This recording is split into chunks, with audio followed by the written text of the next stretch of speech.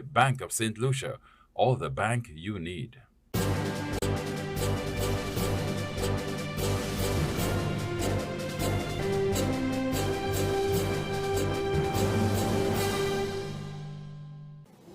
Hello everyone, welcome to Choice News Now Prime. I am Kishana Smith.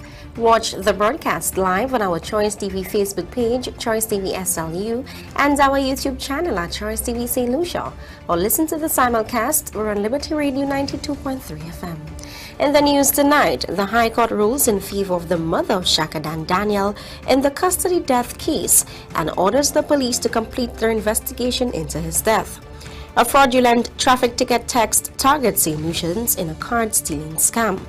Music Hub Summer Music Camp lays the foundation for a national music education system.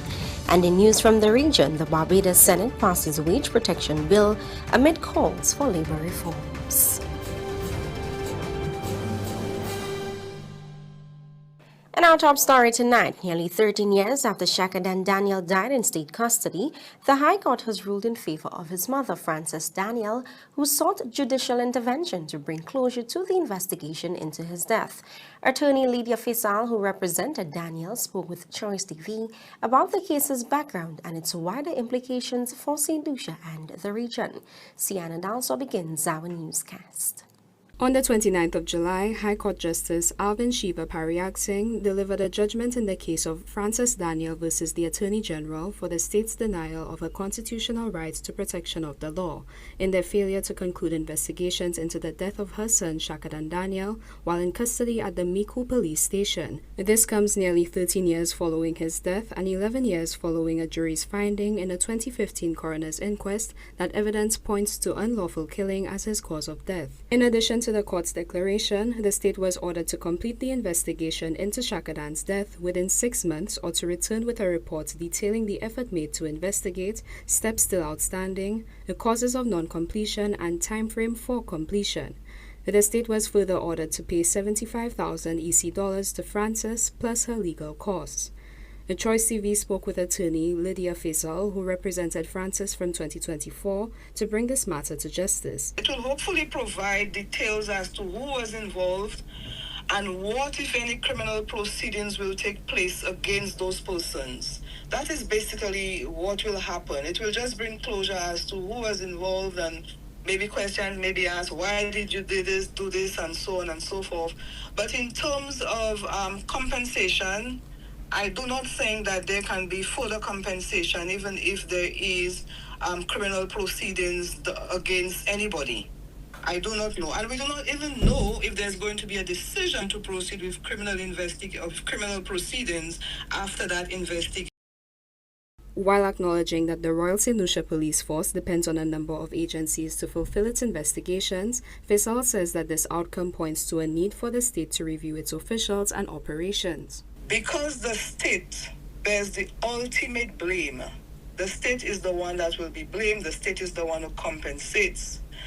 Because of that, people who hold those offices, they do not conduct the state's affairs with the same level of commitment that they would accord to their own affairs. Because at the end of the day, the compensation and the loss does not come from their pockets. It comes from the coffers of the state.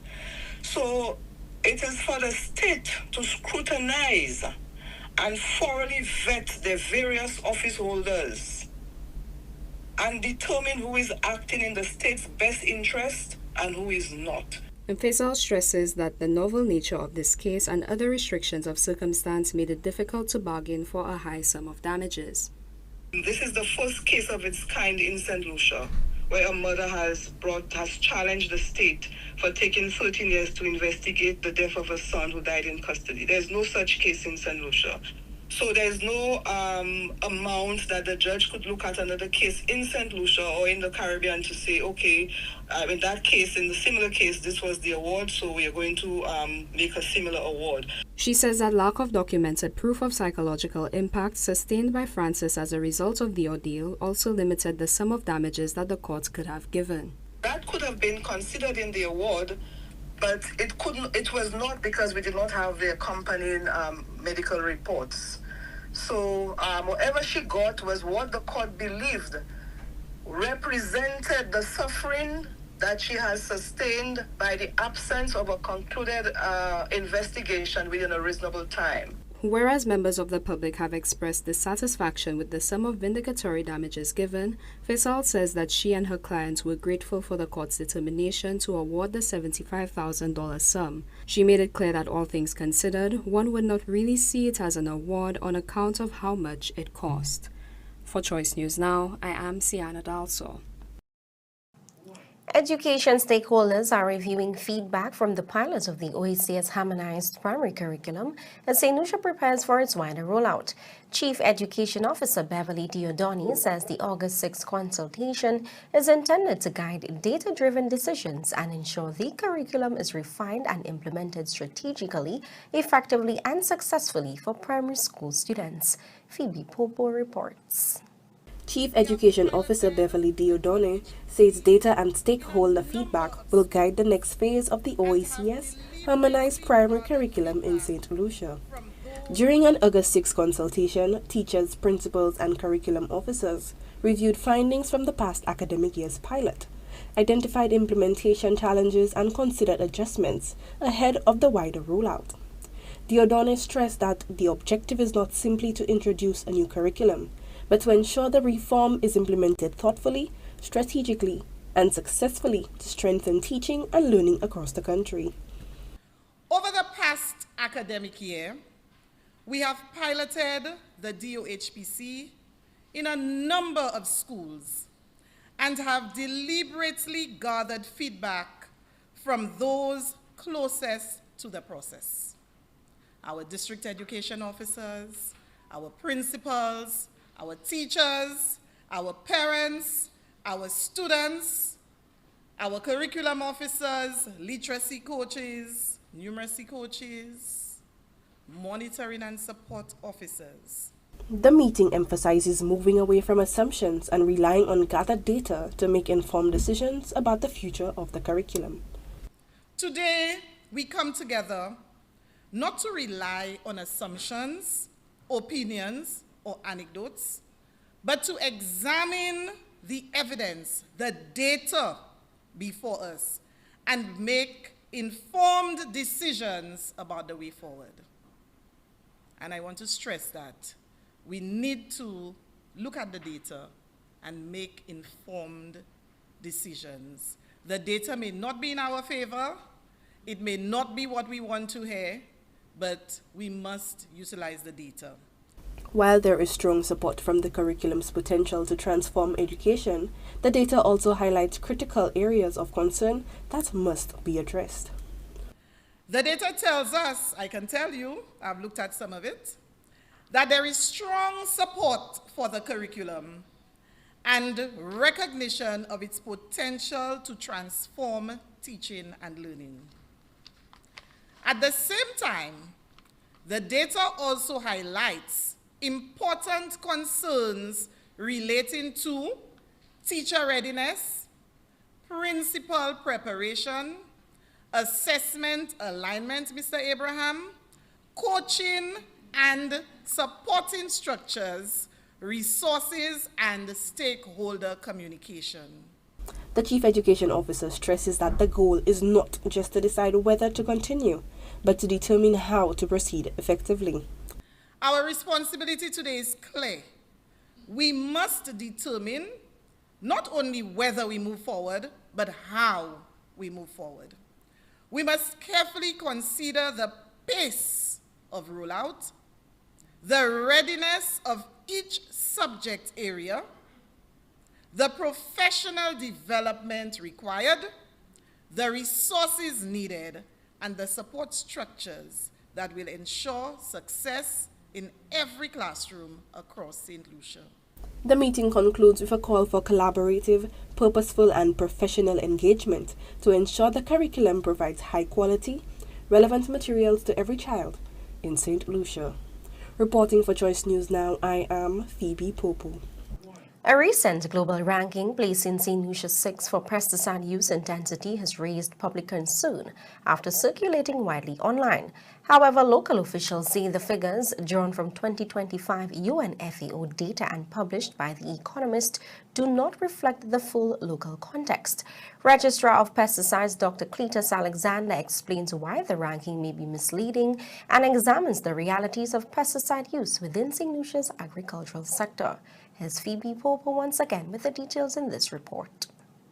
The Ministry of Agriculture and the Pesticides and Toxic Chemicals Control Board notes recent media reports citing Food and Agriculture Organization data sets that position St. Lucia 6 globally in pesticide use intensity. While St. Lucia values international data monitoring, Registrar of Pesticides and Toxic Chemicals Dr. Cletus Alexander clarifies that the global per hectare metric, the calculation of pesticide use per unit area of cropland, and the resulting placement of St. Lucia's pesticide intensity on a global scale distort the reality of local agricultural practices. First of all, I'm a little disappointed in the report as well.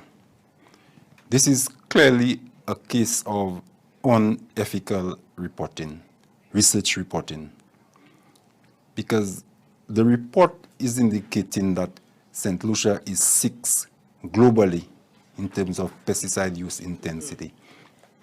But this is not correct. Again, the reporter is quoting FAO 2025 figures.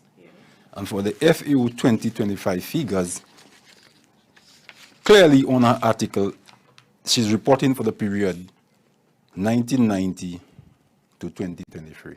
Dr. Alexander provides the facts as per pesticide use and countries with the highest intensity use. Now, in terms of pesticide use intensity, this is the FAO, the latest information. In terms of pesticide use, the top countries are Brazil, United States of America, Indonesia, Argentina, China, Australia, Vietnam, Russian Federation, Canada, and France. In terms of pesticide use per unit area of cropland, the 10 countries concerned are Brazil, United States of America, Indonesia, Argentina, China, Australia, Vietnam, Russian Federation, Canada, and France. The information is there. Everybody can access if they want this particular information. The registrar emphasized that recent reports spread misinformation, presenting updated local data to counter the claims. She's claiming that for St. Lucia is using 20 kilograms of pesticides per hectare, much more than China. This is incorrect as well. She said 27. But again, on this document, it's in 20. And it's in China, 1.8. This is incorrect as well. For China is 18. But, as I said, the information is incorrect. And this can mean a lot for us in terms of confidence, those persons that we sell our produce to. The Pesticide Control Board maintains the commitment to stringent oversight at ports of entry and on farms to safeguard public health, food safety, and the environment. Crucially, updated data confirms that Barbados, not St. Lucia, is ranked 6th globally for pesticide intensity. Dr. Alexander trusts that this error will be rectified and strongly encourages reporters to engage technical experts to ensure accurate data interpretation in future coverage. Reporting for Choice News Now, I am Phoebe Popo. Coming up, St. Lucians are targeted by a fraudulent traffic ticket scam, and a summer music camp lays the foundation for a national music education system. These stories and more coming up after the break. Stay with us, the news continues.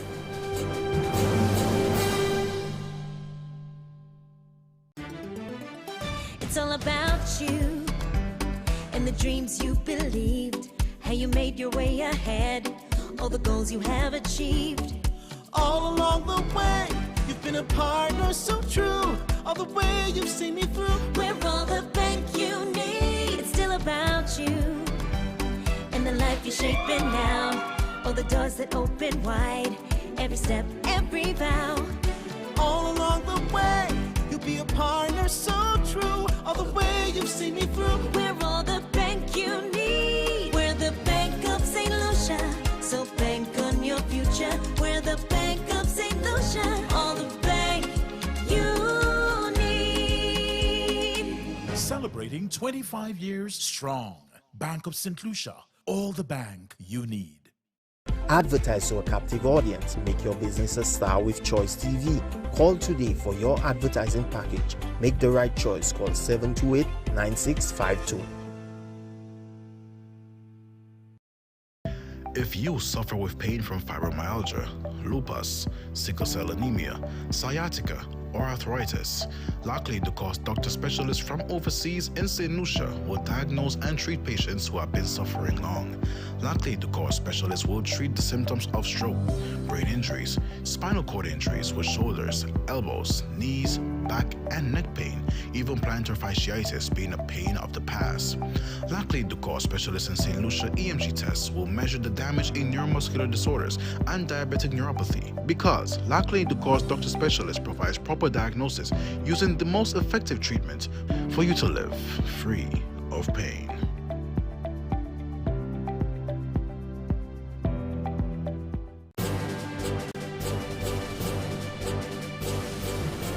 Welcome back.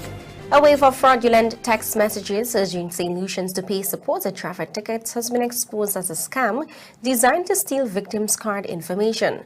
The Royal St. Lucia Police Force, RSLPF, and DigiGov St. Lucia have since issued warnings. DigiGov's project technical lead explains how the scam works, the signs citizens should watch for, and the steps being taken to strengthen public protection. Sienna Dalso reports.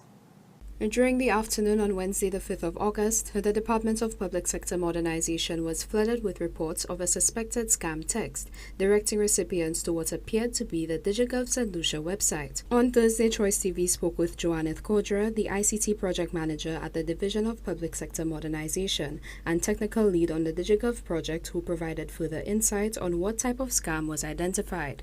Basically, what was reported yesterday was a person's receiving a text message which seemed to be from the police, or seemed to say that it's from the police, indicating that you have a ticket and that you should go to DigiGov basically to pay for it. This is what you would call a smishing scam, social engineering scam, but it's specifically smishing because it comes from via text message.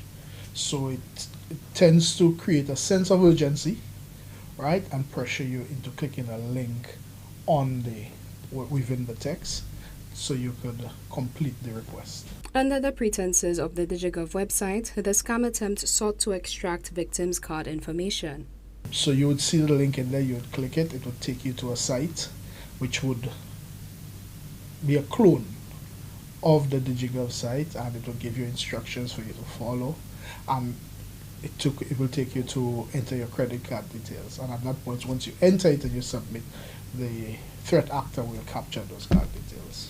Kodra said that appeals to urgency and fear are telltale signs of a scam, highlighting how human vulnerability is among the weakest links of cybersecurity systems. Official DigiGov correspondences do not inspire panic but use calm, neutral language to inform of a deadline and the time frame within which the user is scheduled to initiate and complete a process of application, registration, or renewal. It was digigov-cam/LC. That's different to it's digigov.govt.lc. Right? So that already is a telltale that this is a scam. Other things you can do, if the police will issue tickets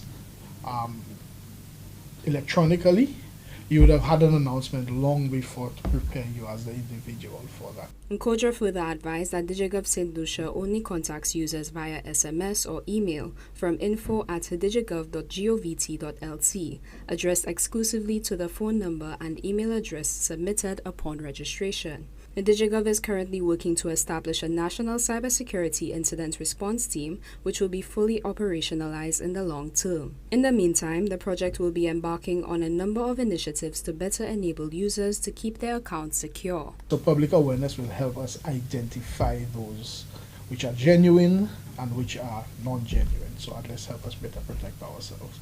On the platform end also, we can put more notices, just keep the communication open with our stakeholders. And we are going to be enabling two-factor authentication on the platform pretty soon, in the next couple of weeks.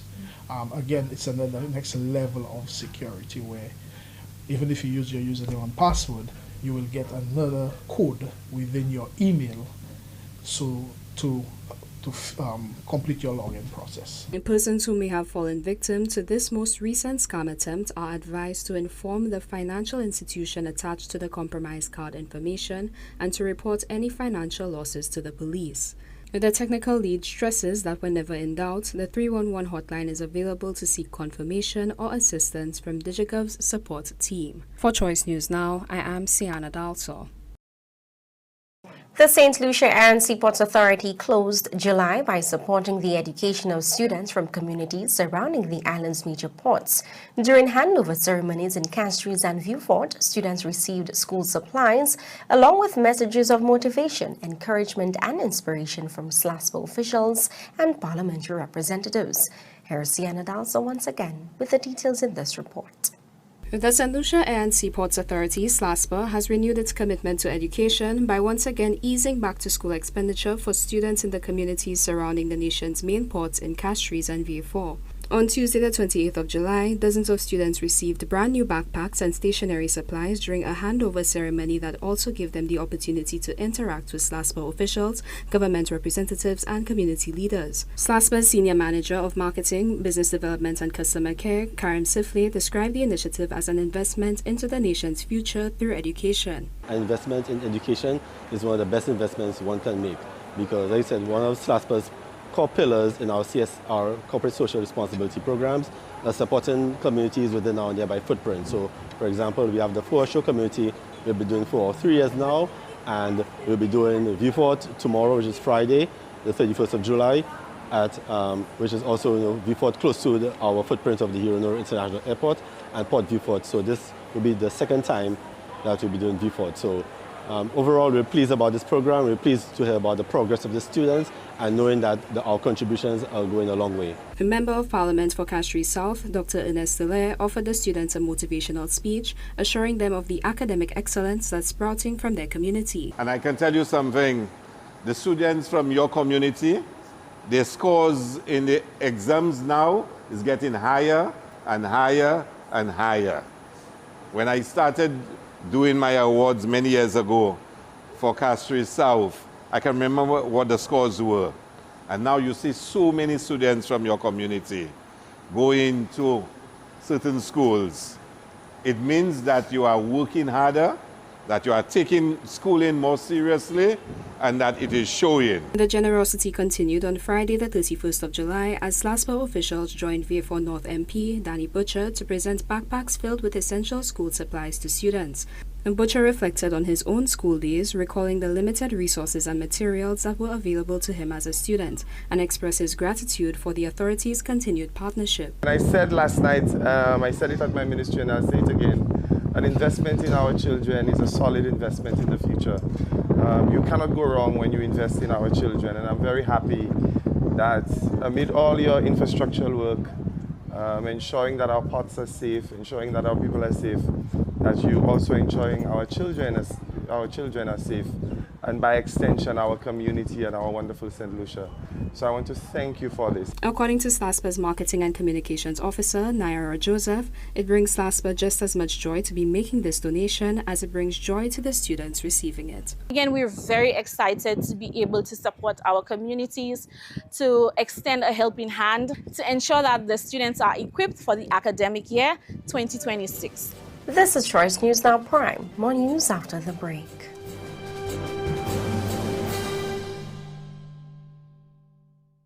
Welcome to our Cruise Community Series. where we meet the persons behind the scenes who drive our diverse cruise industry. Today, we meet one of our amazing cruise agents. Platinum Port Agency, we are a maritime vessel agency. Basically, we are agents for whenever maritime vessels need to come into St. Lucia. They need to be cleared with the government officials of St. Lucia, and we are the ones that facilitate those requests. Any foods, items, so you try to foster a relationship with the cruise lines, you exchange emails, try to create a human connection, different channels of economic stimulation that happens from that. You have, say, the drivers that need to get the persons to and from, or the goods to and from. You have farmers or suppliers. There's a lot of things that we do in the cruising sector that may not be on the front line for people to see, but rest assured we're getting it done. Massey Stores Waterfront is now temporarily closed for renovations for approximately 3 months. You are welcome to continue shopping with us at Massey Stores City Store or Leclerc, where you can enjoy double points on Wednesdays and Fridays, weekly sampling, and ring-a-ding Fridays during the renovations. Thank you for your understanding and continued support of Massey Stores. Our family serving your family.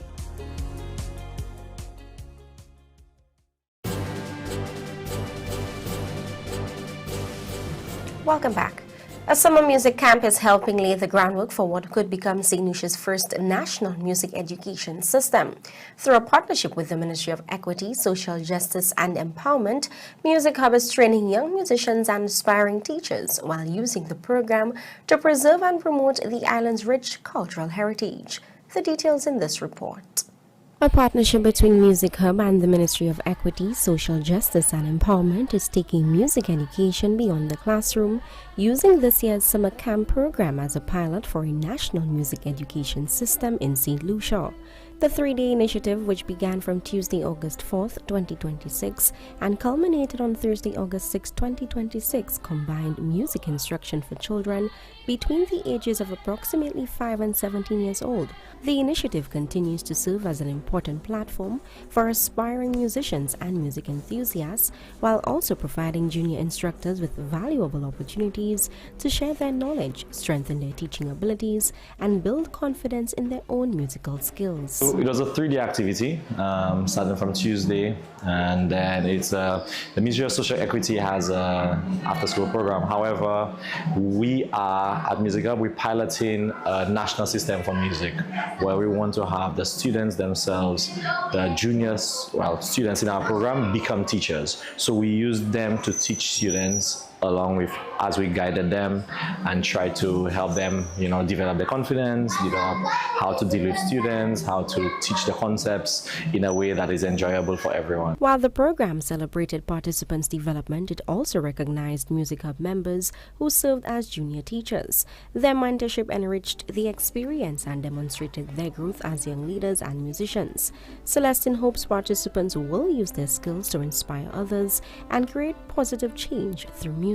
I would like them to develop their confidence in terms of, I can impact the future, I can develop other persons, I can bring it further, I can always be better, and I can help someone be better.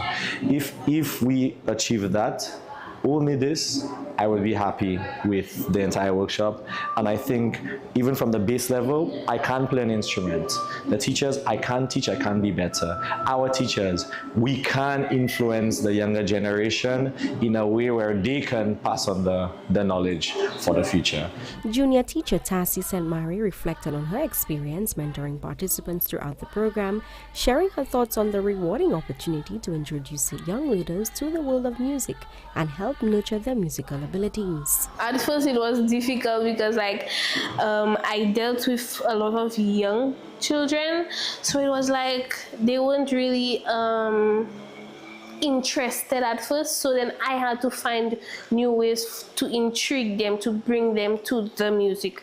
And after a while, it kind of became easy. It was like having a simple conversation. We interacted with each other. We understood our rules, our regulations, our boundaries, and we had fun, but we still learned something. So that was beneficial. It was good. The program is guided by Music Hub's philosophy: discover, develop, perform, serve. Organizers say the model encourages participants to build their talents, grow in confidence, and ultimately give back to their communities through music. Music Hub says it remains committed to making quality music education accessible to every child in St. Lucia, regardless of background, and hopes continued collaboration with government agencies, schools, and community organizations will help establish music education as an integral part of national development in St. Lucia. For Choice News Now, I am Kishana Smith. The Ministry of the Public Service has welcomed approximately 100 secondary and tertiary students into the second cohort of its 2026 Summer Employment Program. The month-long initiative provides hands-on experience across government ministries and departments, helping participants build workplace skills, confidence, and professional networks.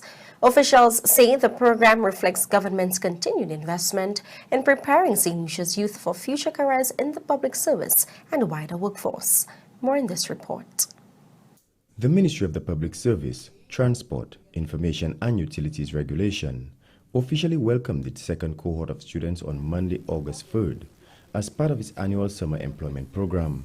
Approximately 100 secondary and tertiary level students have joined the one-month program, which provides participants with valuable hands-on work experience through placements across various government ministries and departments. Assistant Permanent Secretary in the Ministry of the Public Service, Augusta Duval-Toussaint, extended a warm welcome to the incoming cohort, encouraging them to make the most of the opportunity and embrace the experience with enthusiasm, professionalism, and a willingness to learn. We are delighted to welcome the second cohort of students participating in our 2026 Summer Employment Program. This initiative reflects the ministry's continued commitment to investing in our young people by providing meaningful workplace experience that prepares them for the future. To our new participants, I encourage you to approach this opportunity with enthusiasm, professionalism, and a willingness to learn. Take advantage of every experience. Ask questions, build relationships, and develop the skills that will serve you well throughout your careers. The Assistant Permanent Secretary also took the opportunity to thank the students who successfully completed the July cohort for their dedication and contribution during their placement, wishing them every success in their future academic and professional pursuits.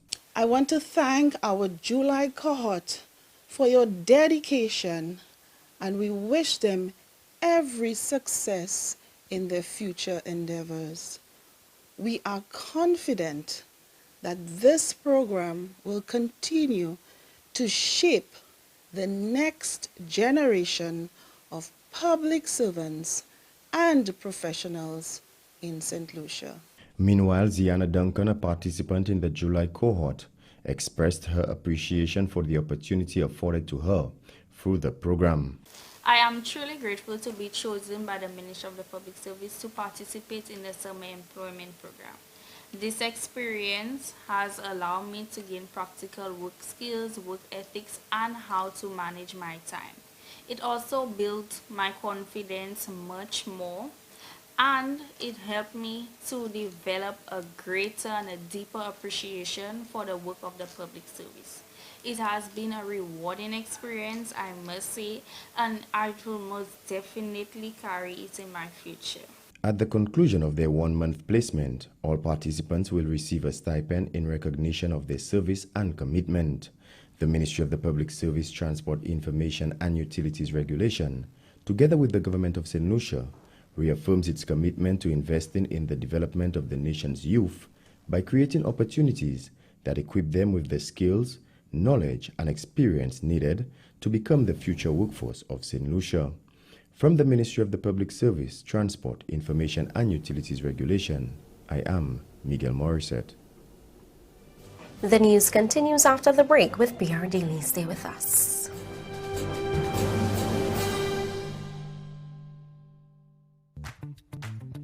do something with that extra space downstairs. You mean where your 25-year-old nephew refuses to leave? Stop it, Eddie. I mean, the actual space. Fresh paint, new furniture. An eviction notice? We could fix it up properly, okay? Okay, turn it into a rental. Make some extra money. I just don't want a second mortgage. It's not a second mortgage. HomeFlex gives you a $50,000 line of credit using the freed up value in your home. Use what you need and pay down what you use over time. You can also use it for investments or even pay for your vacation. When is your vacation here ending? Ask about a BOSL HomeFlex line of credit today. Auntie, call me when food ready. BOSL HomeFlex. Unlock your home's potential. Who would have thought that in the blink of an eye, we could go from long faces to long bites? From waiting for dinner to start to wishing it would never end. From being distant to gathering around the table. Who would have thought that staying home would bring out the best in us? Who would have ever imagined that a simple bucket could do all of this? And that without going out, we could bring the best from the outside in.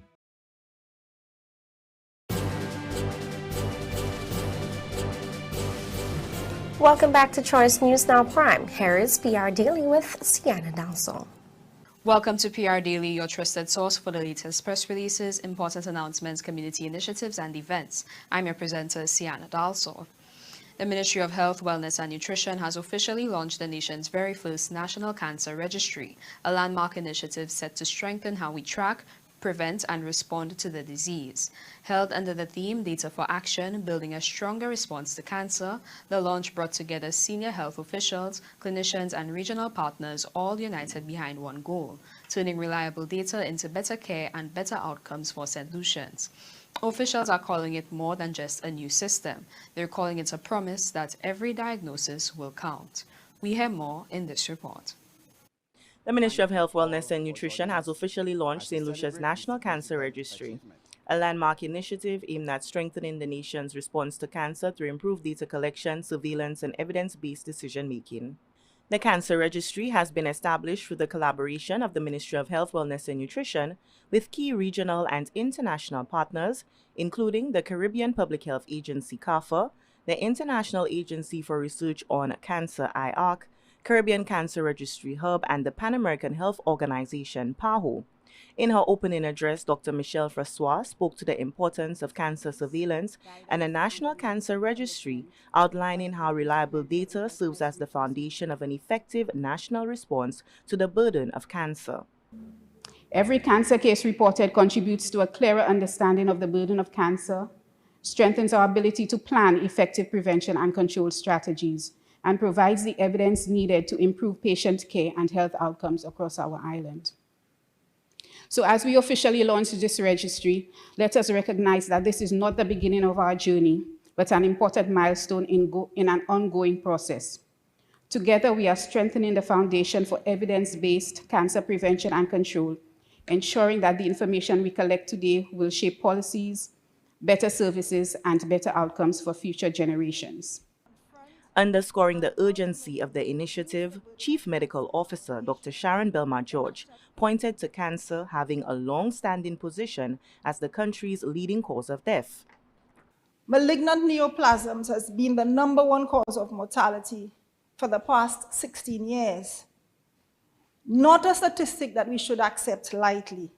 It is a matter that demands our urgent and sustained attention, because without accurate, comprehensive, and timely data, we're really fighting this battle blindfolded. So the registry will ensure that we have the evidence to back our programs and also to allocate our resources strategically and effectively towards the reduction of morbidity and mortality secondary to cancers. Chatoya Bob, Senior Technical Officer at CARPHA, spoke to the meaning behind the launch, adding that CARPHA has carried out a full assessment of St. Lucia's cancer registration systems. Today, you are not launching a cancer registry. You are launching a promise to St. Lucians that every diagnosis will count, every case will teach you something, And every data set will inform a better decision. And every decision will bring you closer to saving lives. Celebrating the occasion, Minister for Health, Wellness and Nutrition, the Honorable Moses Baptist, welcomed the Cancer Registry as a foundation for stronger health policy. Today marks a major step forward. A population-based cancer registry, as we've heard before, will provide reliable data. We need to focus on trends, strengthen prevention and screening, improve patient care, support research, and ensure that our resources are directed where they are needed most. This theme, Data for Action, building a stronger response to cancer, reflects our belief that quality data is the foundation of better health policies and better health outcomes, not just for cancer research and response to cancer, but throughout the health system. The launch ceremony concluded with a panel discussion titled Building a Strong National Cancer Registry, Opportunities, Challenges, and the Way Forward. Panelists discussed the importance of creating and maintaining a national cancer registry and how the information it collects can be used to improve cancer prevention, treatment, and healthcare planning in St. Lucia. From the Communications Unit of the Ministry of Health, Wellness and Nutrition, I am Onika McCoy. And in more health-related news, as the Ministry of Health, Wellness and Nutrition and the Pan American Health Organization, PAHO, work towards advancing the navigation of the Integrated Online Surveillance Guidelines, a training session with stakeholders was held at the Coco Palm Resort in Rodney Bay. In the training session, the representatives from sectors including education, ports, tourism, environmental health, animal health, and health promotion got a better understanding of their role in surveillance and pathways for reporting and identifying public health threats. The Integrated Online Surveillance Guidelines is a digital platform utilized for disease tracking and data analysis to ensure timely detection, reporting, and improved coordinated responses across sectors to public health threats. We hear more in this report. The Ministry of Health, Wellness and Nutrition, in collaboration with the Pan American Health Organization, PAHO, recently hosted a 4-day training session to advance the navigation of the Integrated Online Surveillance Guidelines. The Integrated Online Surveillance Guidelines is the digital platform utilized for disease tracking and data analysis to ensure timely detection, reporting, and improve coordinated responses across sectors to public health threats. Representatives from various sectors such as education, ports, tourism, environmental health, animal health, and health promotion, to name a few, participated in the training and gained a better understanding of their role in surveillance and pathways for reporting and identifying public health threats. National epidemiologist Dr. Michel Fassois spoke on how the platform of the Integrated Online Surveillance Guidelines work. As we can see, we have a lot of diseases originating from animals, and so we thought it necessary in the development or the redevelopment of our surveillance guidelines to do it from a more One Health approach where everybody is involved in reporting. We think that that is the best approach. We cannot do it alone, and because of the human-animal environment interface, persons need to know how they fit into the surveillance system. We also took a slightly different approach with this one. As opposed to creating just a document that can be placed on a desk, what we did is make it into a web page, an interactive web page where persons can have access to it. So whether you're in your vehicle, you're in your office, you're on vacation, you can access this web page. You can download certain sections that are pertinent to you. Contractor for the Pan American Health Organization, Eden Augustus, who also facilitated the training sessions, spoke on the support provided by PAHO for the development of the Integrated Online Surveillance Guidelines, which will contribute to the strengthening of St. Lucia's public health surveillance system. Using all of the stakeholder interviews that we've done with different ministries over the last 3 years, we have worked with the national epidemiologist, Dr. Michel Francois, to develop the web page, the integrated surveillance web page. So this web page houses all of the different roles and responsibilities for different sectors involved in health surveillance. It also includes all of the different SOPs, so standard operating procedures for all of the NCDs, communicable diseases, as well as environmental risk factors, to help all of the different sectors in terms of what their steps, rules and responsibilities are in disease surveillance. I think that this workshop is extremely important for St. Lucia. It highlights all of the different rules and responsibilities, as mentioned before, in terms of health surveillance, which would be the difference between catching an outbreak early on the stage and having caught the outbreak when it's already being spread.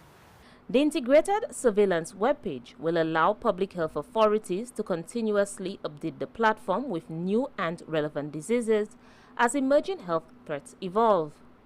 Reporting from the Ministry of Health, Wellness and Nutrition, I am Fernal Neptune.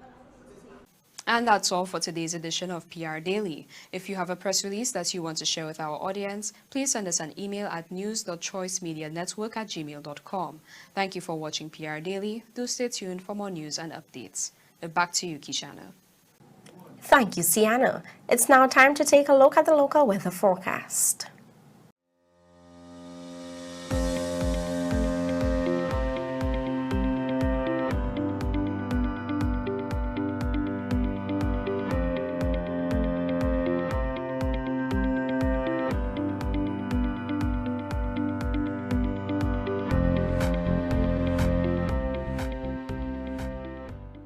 Every building pulses with its own life and energy. Let's ensure yours shines with health and vitality. Lewis Industries infuses life into every corner of your buildings with tailored cleaning solutions. From conquering mold and mildew, restoring floors to their former glory, to meticulous post-construction cleanups, washroom sanitizations, and caring for delicate fabrics and upholstery, our comprehensive services covers all your building cleaning needs. Create an environment that boosts productivity and leaves a lasting impression, because clean is not just an appearance, but a performance. Bring your workspace to life with Lewis Industries. Call us at 450-4060 or visit us at www.lewisindustries.ltd.com to schedule your professional cleaning service today. Massey Store's waterfront is now temporarily closed for renovations for approximately 3 months. You are welcome to continue shopping with us at Massey Store's City Store or Leclerc, where you can enjoy double points on Wednesdays and Fridays, weekly sampling, and ring-a-ding Fridays during the renovations.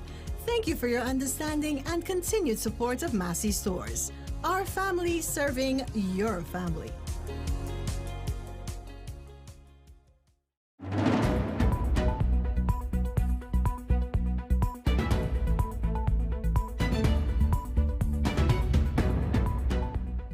Welcome back. Here's Sienna Dalso once again with our regional news package. Welcome to the regional news package. I'm your presenter, Sienna Dalso. The Barbados Senate has approved the Protection of Wages Bill, legislation that the government says will modernize the nation's labor laws while strengthening protection for workers. But as CBC News' Deandra Roberts reports, the debate also sparked calls for reforms to the work permit system and greater transparency in labor administration. We hear more in this report. Government says the Protection of Wages Bill replaces outdated legislation and reflects the realities of today's workplace, from digital payments to stronger safeguards for workers when businesses close.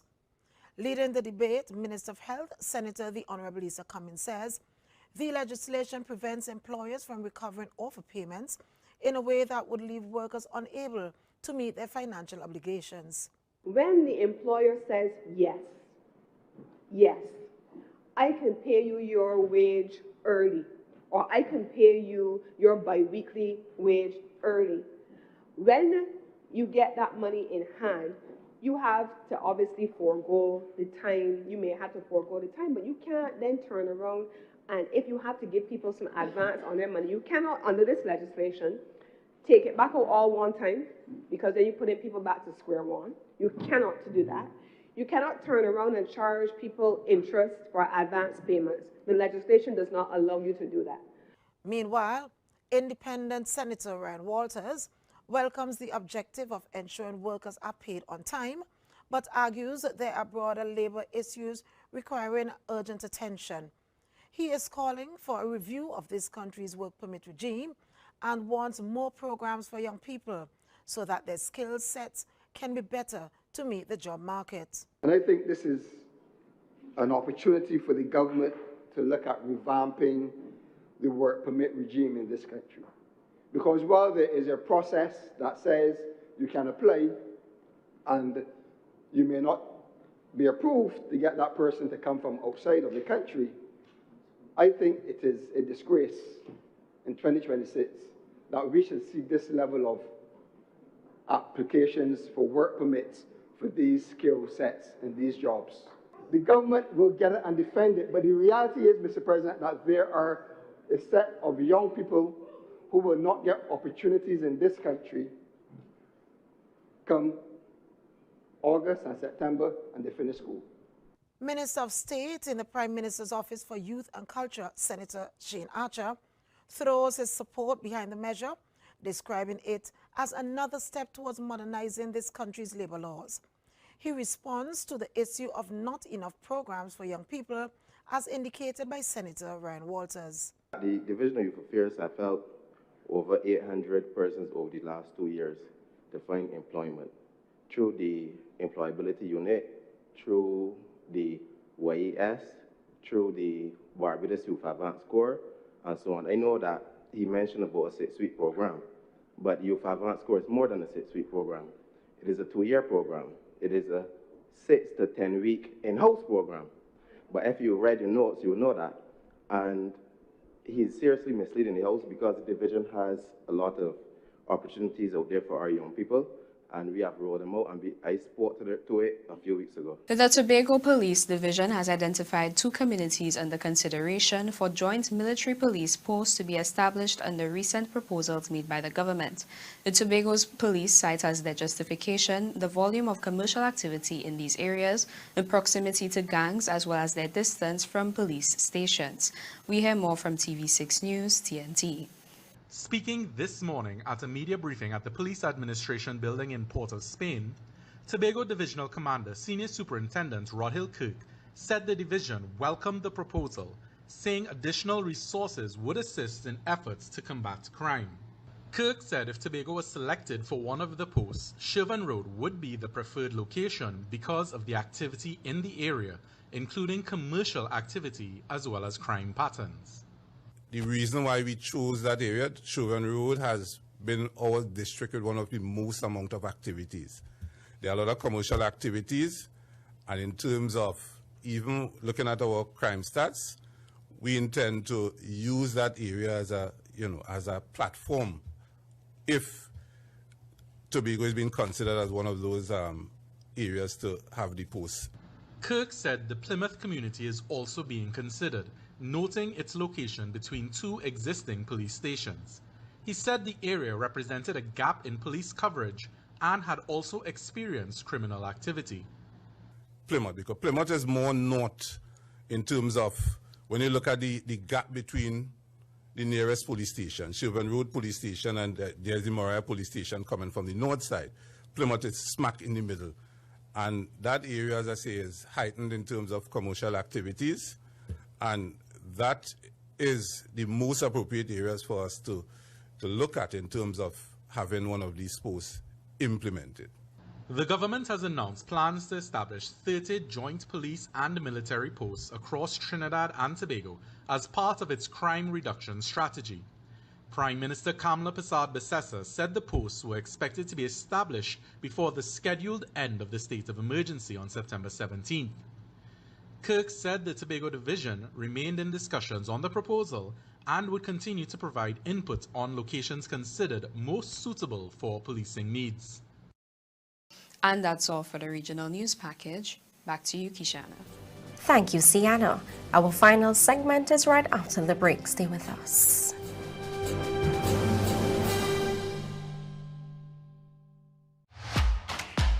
Great news! You can now check your bill balance 24/7 by dialing 457-3998 from your landline or mobile device. No need to wait for the mail or call into our customer service desk during working hours. Ensure you have your 7-digit account number on hand and follow the voice prompt for quick and easy access to your bill balance anytime, anywhere. It's fast, easy, and secure. Bill balance at your fingertips. Dial 457-3998. A fast, easy, and secure way to obtain your Wasco bill balance.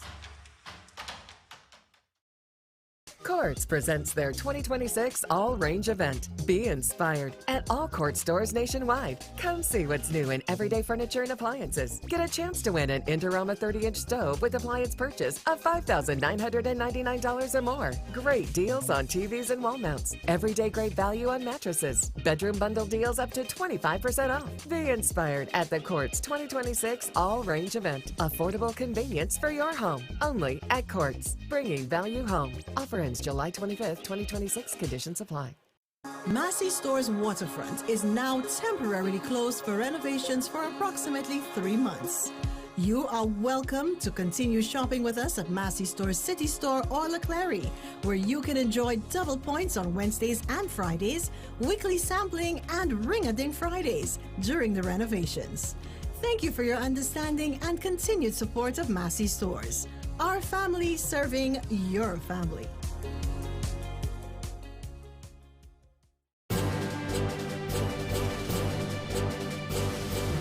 Welcome back. Before we end the broadcast, here's our update. A Singapore company is deploying more than 100 refill stations for household cleaning products as the city state's recycling rate remains stalled at about 11%. Manufacturer Lamsoon says reducing packaging costs allows customers to refill products from its BioHome range at discounts of up to 30%. The biodegradable line includes laundry detergent, dishwashing liquid, and floor cleaner. The initiative focuses on preventing waste before it is created. Customers can bring their own reusable containers, eliminating the need for new bottles and packaging while lowering prices to about SGD $4.80 per litre. Singapore remains to achieve a national recycling rate of 70% by 2030. The company invested SGD $1 million in technology startup EcoWorks, which designed the vending machine-style refill stations. Units have already been installed at 2 university campuses and a community center, with expansion planned across more than 100 locations citywide.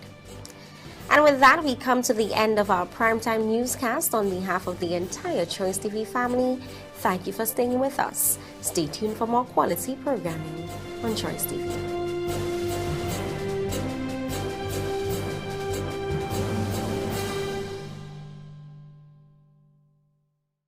Hey guys, I'm going to donate